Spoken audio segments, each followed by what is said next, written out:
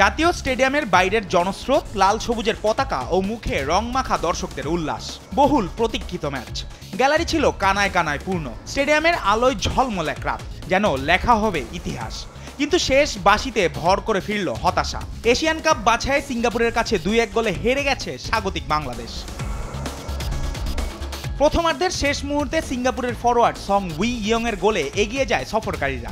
Goalkeeper মিতুলের ভুল fixing আর রক্ষণভাগের সমন্বয় ঘাটতি এই সুযোগটি কাজে লাগায় লাল সাদা জার্সিধারীরা।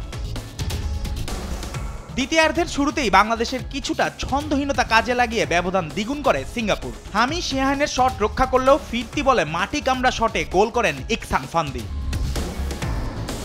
তবে ৬৭ মিনিটে ঘুরে দাঁড়ায় বাংলাদেশ। হামজা চৌধুরীর পাস থেকে দুর্দান্ত এক গোল করেন রাকিব হোসেন। ম্যাচের শেষ ভাগে বরাবরই সিঙ্গাপুরের অর্ধে আক্রমণ ছানায় বাংলাদেশ। একের পর এক সেট পিস, একের পর এক সুযোগ, কিন্তু গোলপোস্টের পথ যেন ছিল রুদ্ধ।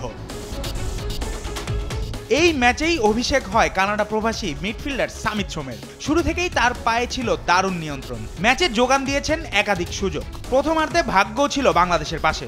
সব কিছু প্রস্তুত এক ঐতিহাসিক রাতের জন্য। কিন্তু মাঠের ফলাফল যে লিখে দিল হতাশার গল্প। ভুটানের বিপক্ষে পাওয়া আত্মবিশ্বাসের জয় এবার যেন আর কাজে লাগলো না। এশিয়ান কাপ বাছাইয়ে বাংলাদেশের পথ এখন কঠিন, তবে লড়াই শেষ হয়নি। হার হয়তো ব্যথা দিয়েছে, কিন্তু রাকিব হামজারা জাগিয়ে তুলেছেন নতুন এক দিনের প্রত্যাশা। এই জয়ে 4 পয়েন্ট নিয়ে গ্রুপ সি এর টেবিলের শীর্ষে সিঙ্গাপুর, আর বাংলাদেশের অবস্থান 1 পয়েন্ট নিয়ে টেবিলের 3 নম্বরে। জুবায়ের নূর, স্পোর্টস ডেস্ক, দেশ টিভি।